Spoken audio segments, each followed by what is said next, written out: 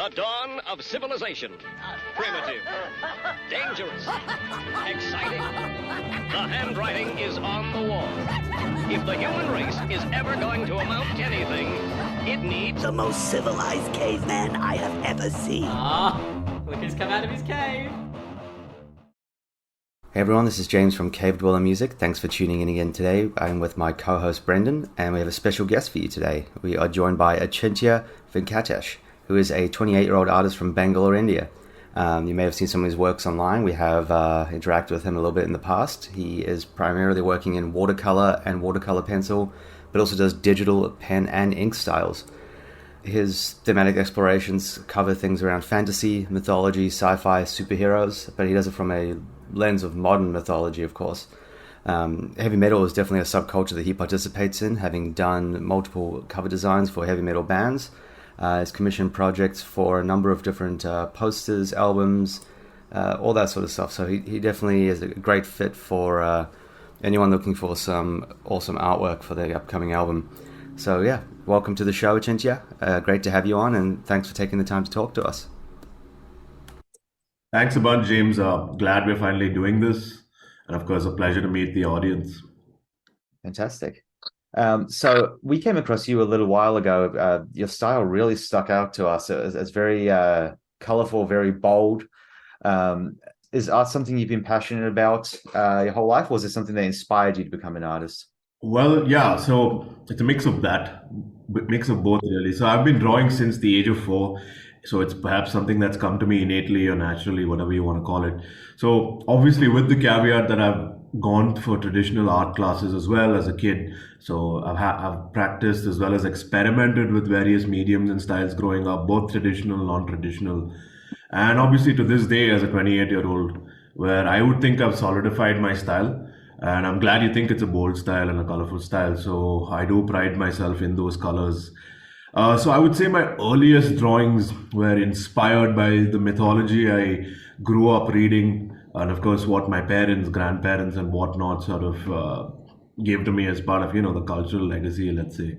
And also superheroes. And funnily enough, to this day, both of those topics, mythology and superheroes, tend to make up the majority of my personal art. So I guess there's something to say in regards to certain themes imprinting on oneself as a child. So yes, it's something that I've been doing since I was a child. That's awesome. And I love like the sort of like a mysticism to a lot of the work that you do that's like sort of ethereal and esoteric, that it kind of makes it sort of like, you look at it and you're like, wow, that's like out of this world type thing. But it also seems really sort of familiar and relatable at the same time. I think that, yeah. Yeah, it was really cool stuff. Like your character here, the charioteer of the sun god, Yes. Aruna. That's right. I'm glad you pointed that out. I think one of the ethos, or like perhaps one of the objectives of my art, is also to reclaim those specific deities. So for context, today in India, of course, it's a Hindu majority country with obviously a sizable Muslim and a Christian population as well. But that demographic aside, in today's Hinduism, basically the religion has evolved such that the main worship is around 3 deities. So it's Vishnu, Shiva, and of course Shakti, who is the mother goddess. But the earliest forms of Hinduism used to basically worship these deities called the Devas. They have since been relegated to become just elemental deities per se, but in the earliest texts known as the Rig Veda, these were the most important deities, and this is arguably one of the most ancient texts in the world, dating to about 1500 BC, written down, and was possibly an oral tradition since 2000 BC. So, long story short, I want to reclaim these deities. I want to give them powerful images because there's a stark paucity or a lack of these images in India itself. Most of our deities look very soft, almost like they've been to like a parlor where they've gotten their eyebrows threaded. Yeah. So I got you. So I know that ancient mysticism and of course that bit of masculine edge, which that's how these deities are described, but they're not drawn as such in today's India. So that's the story behind that. Do you feel like maybe some of the influence from the superhero side of things and kind of fit into the depiction of the deities? Definitely, especially that bit of techno-cosmic aspect of it. I'm not sure if you've heard of this gentleman called Jack Kirby, who is very influential in both the Marvel and the DC worlds, especially his cosmic work with characters such as the New Gods and whatnot. So that bit of sci-fi definitely sort of influences and informs my depictions. That's for sure. That's awesome. I noticed you also had some of the Space Odyssey stuff there as well with the obelisk and the apes and all that. Yeah, That's fantastic. absolutely. Love Stone that. Cold. Yeah. Awesome. And I did notice as well you had some political stuff in there. Is that sort of like, is that something that you do? Or is that like a commission type thing? I tend to not broach the topic of politics because I think it's too, not that it shouldn't be talked about, but I feel like it's too grounded in reality. Mhm. My personal art, at least, that my ethos is that it should be transcendent, it should be timeless, it should be based on eternal values. And I think this mythopoetic mind state of sorts, mythology is something that will always be there. It's not a matter of whether it's real or not, whether it's happened or not, whether it's factual. It is real, but it's in a very specific mind state, what I like to call the mythopoetic mind state, where it's all real and it's happened. So personally, if it were up to me, I would like that is my personal art. I tend towards that. But I think what you were referring to is perhaps that depiction of the English crown, the Queen's crown, which is all bloodied and whatnot. That is an upcoming commission indeed. It's for a T-shirt design. There was another one as well. I think it was for a band called Tranquillus, EP Fake New World. Yes, indeed. So that's right. Yeah. So the EP is called Fake New World. So Tranquillus is a thrash metal band from Bangalore. They're also very good friends of mine. Oh, cool.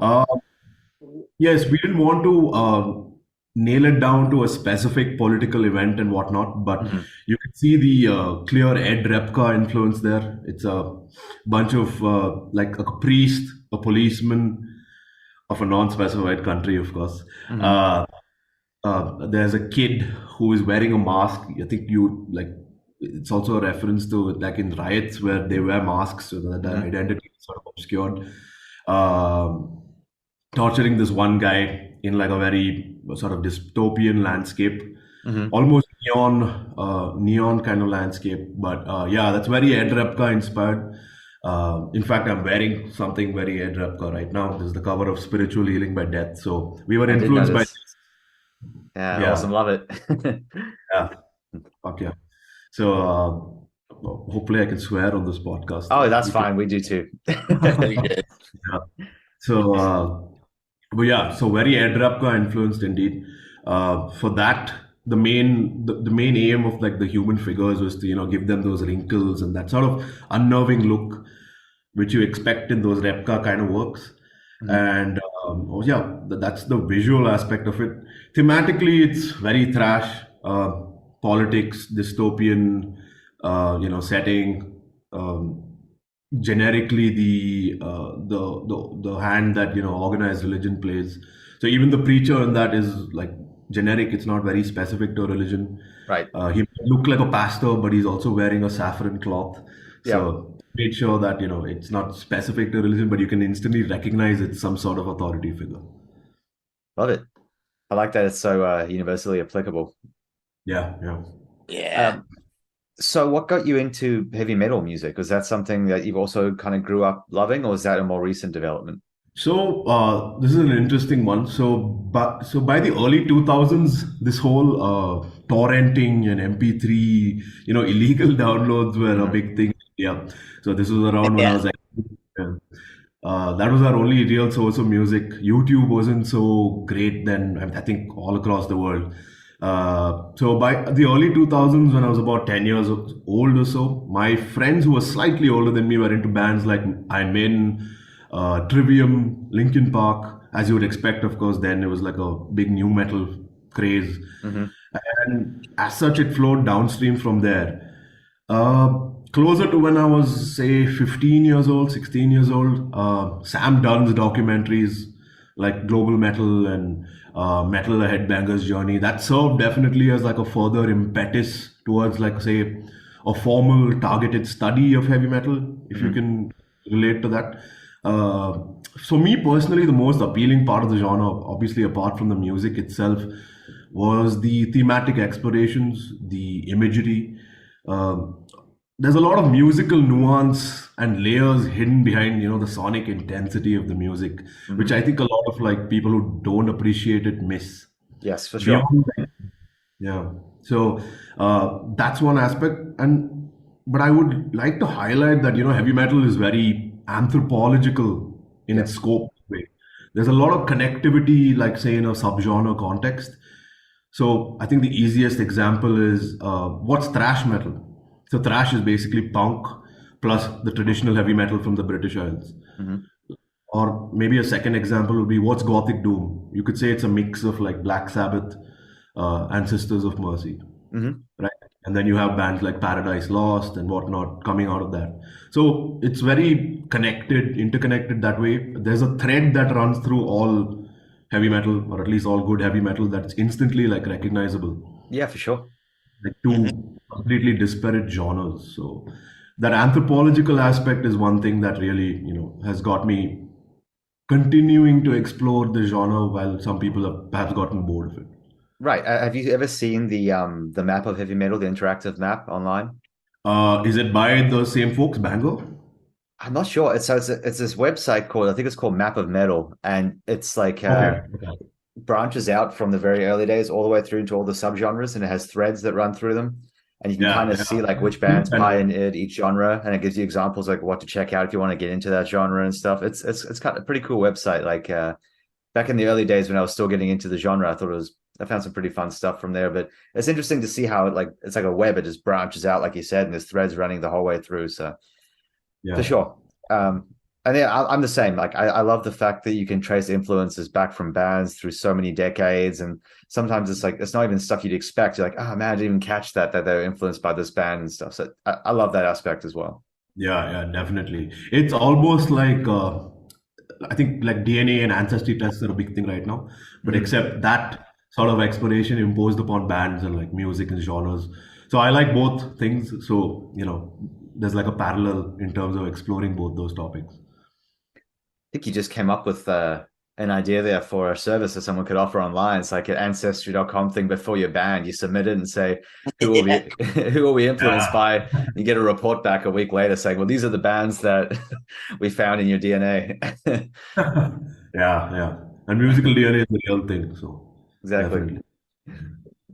And then what sort of was it just a natural progression into like incorporating heavy metal into your art, like to shift towards doing art for metal bands and themes in that area? Or Definitely, I think these two things are like convergent because heavy metal is very imagery based as well. The themes, images are very strongly associated with the music. I think for some things, the album covers, it's what you think of when you're listening to the music, right? Let's take, for example, those Dissection, of course, the black metal band, their album covers, the very blue themed album covers, which has become it's become sort of like a trend for all melodic black metal bands, if you've noticed. It has a very blue, icy feel. yes. Yeah, so Yep. I think that's a natural progression. So to answer your question as to what made me decide to start making art for bands, it's really happenstance, really. So I have a friend, his name is Nehal Shastri. He was the former vocalist for a local Bangalore heavy metal band. They're like sort of a trad heavy metal band, traditional heavy metal band, mixed with a bit of thrash. They were called Infamy. So they reached out to me to do art for their debut EP in 2018 or so. At the time, I was largely reviving my art hobby. So for context, for almost 3-4 years before that, I hadn't done any art. That was sometime around when I was in college. So strangely enough, I had to revive the hobby. I had a bit of a lull in between. And that was the first. And thereon, I had a fairly steady flow of projects coming in. Not a very heavy flow, but steady enough that it's been very fulfilling and a lot yet to be revealed. That's awesome. Yeah. Very happy to hear that. Yeah, glad. And then I guess what we were wondering, like, what's your local scene like where you're at? What are some bands that we should sort of know and check out in your area? So I live in Bangalore. So for context, it's of course in the like I told you at the beginning, it's in the southern state of Karnataka, Hmm. in India. So it's known as the so-called heavy metal capital of the country. So most major concerts, gigs, bands have all taken place here. Nice. Iron Maiden in 2007 was the linchpin for it all. Hmm. Sorry, I think you want to say something. Okay, cool. So, like I said, Iron Maiden 2007 was like the linchpin for it all. That's what got the ball rolling. Thereon, multiple bands have played in India. Though not at the frequency, of course, like it takes place, say, in the US or in Europe. But too many to name, frankly, but I'm happy to name a few. So, Bangalore Open Air is now the primary heavy metal festival that takes place in Bangalore. It's gotten down bands like Creator, Corona, Iced Earth, Destruction, Vader, Napalm Death, Nile, Immolation, which is my favorite death metal band, and Pestilence is set to play next this year. So I'm pretty excited for that. So what the local scene is like, it's fairly rich. It has a lot, like every subgenre you could think of does exist. Um, but perhaps my favorite band is not Indian. It's Sri Lankan, and they're called Genocide Shrines. So they play a very unique mix of black and death metal. Um, they're sort of lumped with the war metal bunch, sort of erroneously, I'd say. It's equal parts sort of doomy, meditative, as well as very militaristic. So Hmm. maybe that's one name drop. Okay, definitely gonna have to check that out because I actually don't know them, but I wrote them down, and that's homework for me after this Yeah, podcast. me too. Definitely. So I have a question, I guess, because this is like for me, this was my introduction to Indian heavy metal. Are you familiar? You're probably familiar with a guy called what is his name? Give me 1 second. I'm trying to think. Sahil Makija. Yes, he's famous for Demonic Resurrection and some other projects. Yeah, Yeah, he's I also think he's in Demon Stealer, and he's had a bunch of other stuff throughout the years. yeah, yeah. So I mean, he's one of the guys I kind of noticed is like done really well outside of India, in the underground scene. So I see him popping up in groups all the time and like reviews for his albums and stuff. So is he pretty big in India as well, or is it mostly like an international following he has? Um, to be frank, I wouldn't be the sort of expert on this, but yeah, he was big. I don't see him on the radar lately, but Okay. then I'm divorced from that. But um, yeah, Demonic Resurrection is arguably one of the best known, sort of archetypal Indian heavy metal names.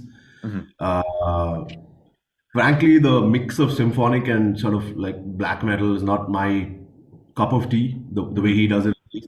But there's no denying that, his sheer perseverance, his appetite for sort of marketing it is something to be admired. And he's an amazing cook. I think you might have seen Yes. Head Kitchen. Mhm. That is plainly fantastic stuff he does there. Yeah, his channel is really. I follow Yeah, his cooking channel as well. It's really interesting. yeah, yeah, yeah. I like they kind of tied the two together as well with like the metal and the cooking stuff, which is kind of cool. Yeah, Um, yeah, indeed. but yeah, for me, I actually found him through one of his other bands that was like a brutal technical death metal band that was more similar to Suffocation called Reptilian Death. Did you ever hear that one?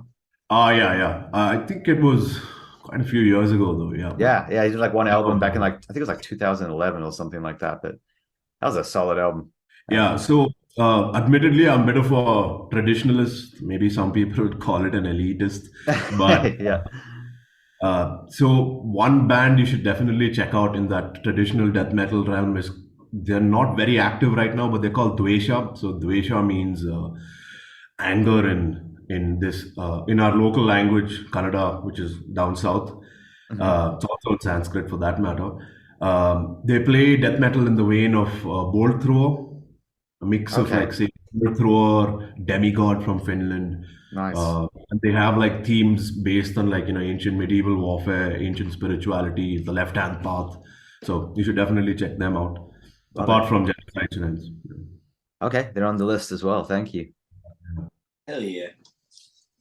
So, I mean, okay, being an artist who's done album art for other bands, is there, we'll look at the last maybe year or so, maybe 2 or 3 years. What are some album art covers that have stood out to you from albums recently? Um, it's hard to pinpoint specific album art covers. Maybe as I answer, it'll come to me. Hmm. But anything by this chap called Eliran Cantor, he's a master. There's also two other artists, Shindy Design and LR Illustration. So big shout out to these guys. I don't know them personally or anything. I haven't interacted with them. I have messaged Shindy Design a bit on Instagram, but they're truly masters of their craft. That's all I can say. I'm sure you've seen some of those Eliran Cantor art album covers for Immolation, for Halloween. There was a Sodom compilation that he lately did some art for. Yes, I know the exact one. I know the exact artist you're talking about. He has an amazing Yeah. style, super dramatic, really like oil painting type stuff. Yeah, it's oil painting indeed. So, I mean, oil painting is, first of all, a very hard medium just physically to get around. That's something I couldn't ever really master in any good way. But that guy is a genius. So anything by him or Shindy Design or LR Illustration, I would say just check out their pages. You'll be blown away. Okay, then looking at maybe like the specific, what about like back from the old days? Because you said you love old school death metal. Who are some of the classic artists that you admire? Ed Repka, obviously, I think you can clearly see his influence in my style. Hmm. Um, and I forget the gentleman's name, the Morbid Angel Entombed. It's not coming to me. It's not Dan Seagrave, right? He was Obituary and a few others. Yes. Seagrave is, of course, one. Yeah, Dan Seagrave. Yeah, there you go. Definitely those two. Hmm. Actually, I think that might be Michael Whelan. My bad on that one. I always get my names mixed up with artists. I'm terrible with that stuff. So, yeah, so Seagrave, love him. Michael Whelan, love him too. But yeah, anyway, the coolest thing about him as well is that whenever you see like album art for like Obituary for like Cause of Death and stuff, it's actually one panel out of a whole larger painting that he's done. So you can actually find the full images online, and they're awesome. Like the Obituary one goes all the way across both sides, and there's a whole landscape full of like spiders and eyes and teeth and stuff. It's just awesome. Yeah, exactly. And actually, that one actually ties on to Demolition Hammer. So there's the same piece of art, just both different side of that same panel. Oh, is it? Oh, Demolition he's done for? Okay, I didn't know that. I think it was their second album, I want to say. Not the first one's the one with the face in the fire, I think. And then I think it's the second one where it's got like the broken down wall or something like that. But that's the very end panel from memory of the same piece that Obituaries. He's done it for Sirit Angol Sepultura as well. Yes, you're right. Who did what are some of Seagrave's work? He was Left Hand Path, you said, right? Yeah, Left Hand Path. I mean, so many to name. What else? Obviously, Altars of Madness. Fucking mind-blowing, mind-blowing art. He's done a bunch for, I think, Malevolent Creation, Dismember, if I'm not wrong. Benediction. Yeah. He's done the album cover for Carnage, Dark Recollections, which is of course another classic. Entombed, as we already mentioned. Also Funebraun. I'm not sure if you're familiar with that band. Yeah. They're very incantation-esque. Yes, I think I want to say yes. It sounds very familiar, but I can't picture like an album cover right now. Yeah. What else? Also the album artwork for Pestilence, Spheres, and Testimony of the Ancients. Right. So, Yes. Yep. Of course. Okay. I mean, he's done a bunch of stuff. He's very prolific. That's awesome. Yeah. Definitely those two, for sure. Okay, so I guess coming up, is there anything from you that people should be aware of or ready for? Like, you got any like interesting pieces in the works, or like doing any commissions that you can talk about for any bands? Or Sure. So there are a few projects on the horizon, some EP album covers, a t-shirt design or two, and of course some personal commissions that are yet to be revealed. Maybe the most important thing people should know is that I'm open for commissions. I'd be happy to take on new projects with diverse themes, and I'd say I'm malleable across moods and styles. So fairly chameleon-like in that way. I can cater to whatever you'd like. On the personal art front, I think I will be continuing my series on those Rigvedic deities that I mentioned, which is again, to reiterate, it's my take on the pantheon of the oldest religious text of Hinduism. Um, and I would say maybe my statement of declaration is my aim is to reclaim those deities, like I said, give them more powerful archetypal imagery.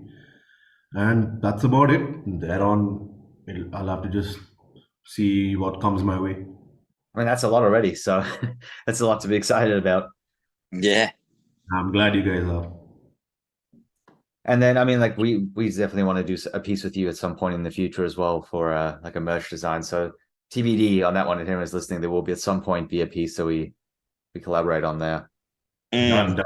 It'd be my honor. It'd be a pleasure. It'd be damn exciting. The gears are turning. Let's go. Let's go. So Brendan, I know you had some stuff you wanted to talk about. Oh, I want to ask you. Well, you were talking about making more art pieces of your characters. Do you like consider making like a graphic novel out of them or something like that? So that's a unique. I like that you asked that. That's a unique skill set onto itself. Panel by panel is something I've not tried, and a bunch of friends have actually encouraged me since I'm a big comic book buff, a big graphic novel manga buff as well.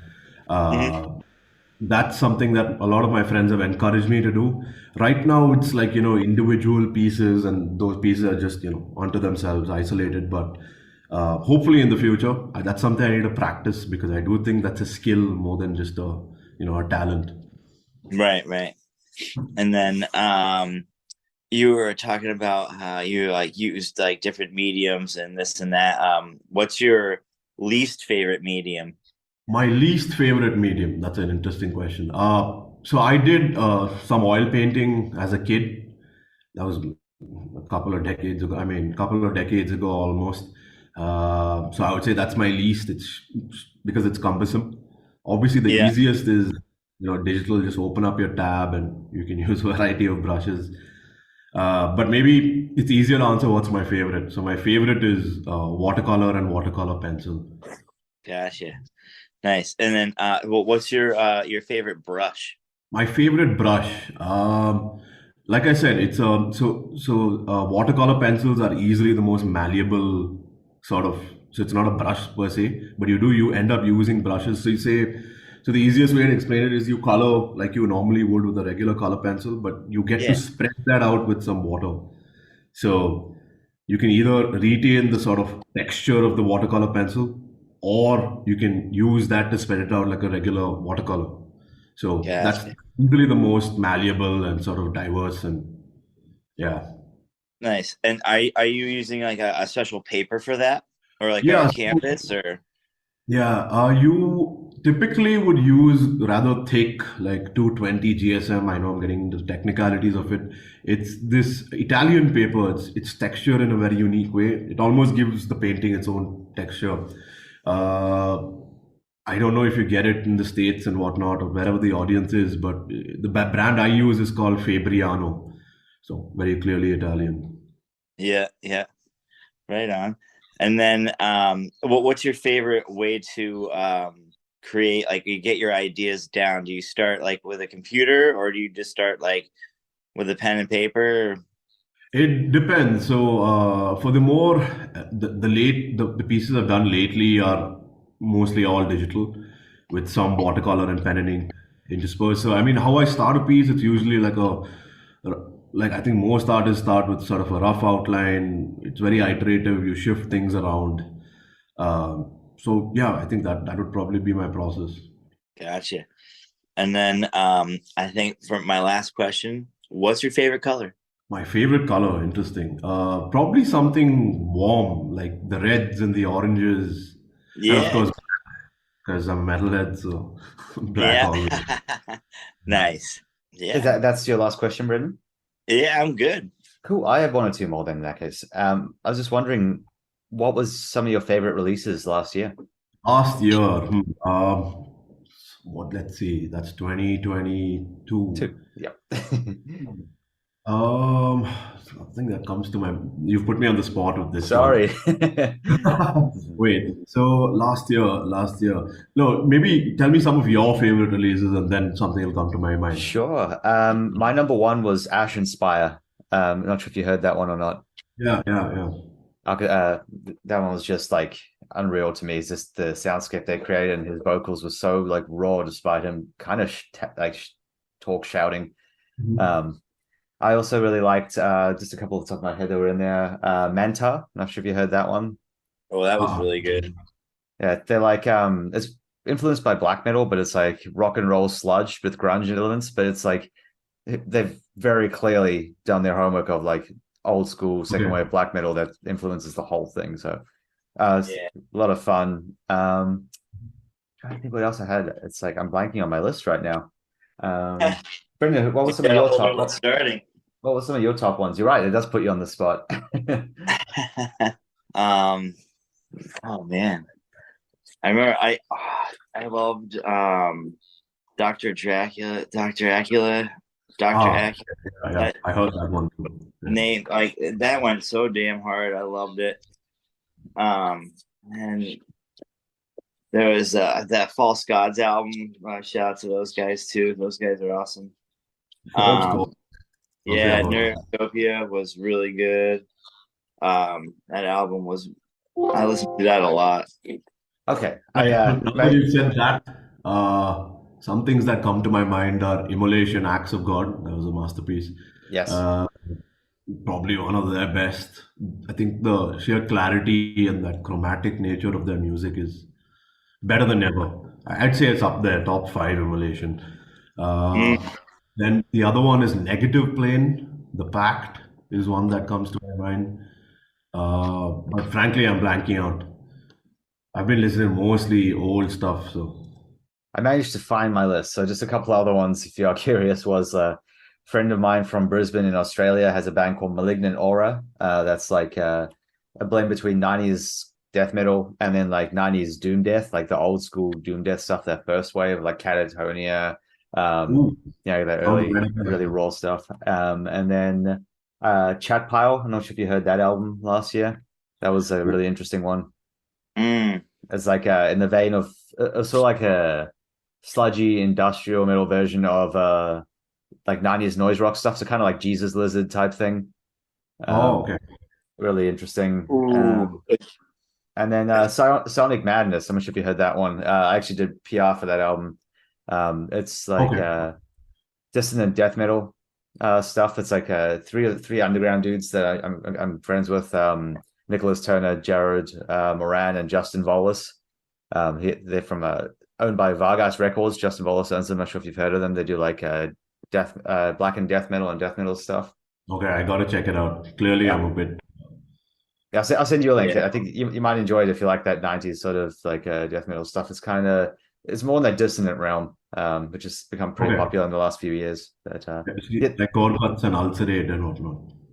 yeah, exactly. Yeah. So influence, but they actually have two projects that are kind of like two flip sides of the coin. So Psionics, the more like technical, slightly progressive side of it, and then Out of the Mouth of Graves is way more ulcerate influenced. So that's more of like the cavernous, sort of like atmospheric, evil sounding stuff.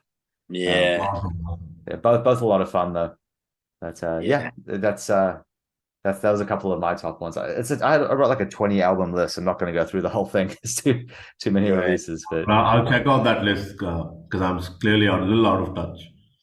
sure. I can check send it out to you.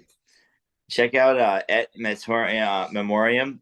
Their Tamashe no Yama was the album. Amazing. Yeah, that one was Has- really good actually. That was very interesting. It kind of like Yeah. had some like Rotting Christ vibes, but it was got like Eastern sort of sound to it, like a really different sort of influence. It is Yeah. really cool. Very Yeah, cool. Rotting Christ themselves have gotten a lot of Eastern influence in the past Yeah, few years. they have. They've really changed their sound a lot. They went towards that like folk, really folk heavy stuff ever since ALO. Yeah, I don't know if their visit to India influenced them or something. They played in India in 2014 with Destruction. Okay, nice. That's Yeah. awesome. I'm actually seeing them for the first time in like 2 months. Oh, awesome, awesome. Yeah, no, they're a treat, and then I don't know if you get to meet them, but they're like super chill dudes as well. Oh, that's awesome. You've met them? Yeah, yeah. So at the time, I was basically doing reviews and like geek reviews and album reviews and whatnot for a couple of online metal magazines here. Maybe that's why I wasn't doing art at the time. Okay. So I ended up meeting Destruction and Rotting Christ at like this sort of press conference at this bar of all places. But yeah.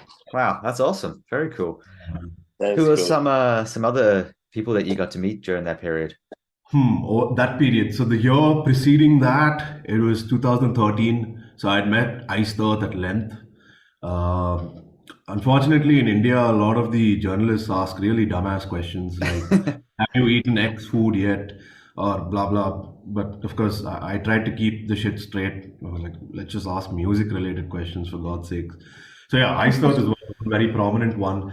The same year, I didn't get to meet him, but at least I got to get my Emperor CD signed by Isan.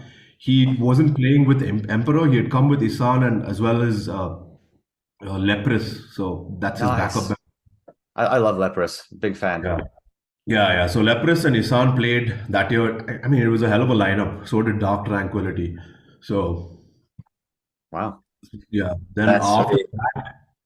um, the years following that, I also met the folks from Corona, my favorite thrash metal band of all time. Nice. And lately, the latest one is probably Immolation. Oh, you met in Malaysian. That's awesome. Yeah, they've played twice here. Oh, very cool. That's sweet. Brendan actually kind of only got introduced to them last year because we went to Maryland Death Fest, and Yeah. I'm not I sure if you had saw the my lineup, but that lineup was absolutely stacked. It was like basically like 90s legends lineup. The Maryland Death Fest lineups are like a dream. I mean, I think I need to make a visit one of these days. Those lineups are just yeah. created for me. We waited like in the queue last week actually to the split second refreshing the page, and we got our tickets for next year's one already. So they had like an early bird batch of like I think it was only like 100 tickets or something, but it sold out in like under 3 minutes. Damn. Yeah. I But was there's like sitting there just like refresh, refresh, refresh. And then I was like, ooh, we'll be ready in like 1 minute. And I'm like, all right, let's wait 1 minute. And then I was like, refresh, refresh. And then it changed and it was like it wouldn't allow me to choose a number of tickets. And then I was like, James and I are like on the on speakerphone and I'm at work and I'm like, all right, let's go. We got this, we got this. And then finally I was like, I'm in, let's go. And he's like, all right, let's do it. Yeah, bam, got a couple tickets, and it was hilarious. it's super We reasonably were priced for what sweating. it is because you pay like I think it's like 250, but that's 4 days and it's eight. Yeah. It's so many bands. Like I think there's another 40 to be announced still on top of what they've already announced for the lineup next year. Right. That, And then they that's a might steal. add more, and then obviously some bands might drop and this and that. The last year's lineup Happens. change was like it was a blessing and a curse because just member pulled out like at the like 3 or 4 days or something before they were meant to start the festival. Oh, Um, damn. and they managed to find Autopsy and replace them with Autopsy in that period. It's like, damn, that's a good swap out. Like I'm Yeah. happy with that. Yeah. That was a great seeing those guys play too was incredible. Like I love it when the drummer like is just belting out fucking vocals and on top of drumming. You're just like, it's impressive shit. Yeah, Chris Reifert's a fucking major legend.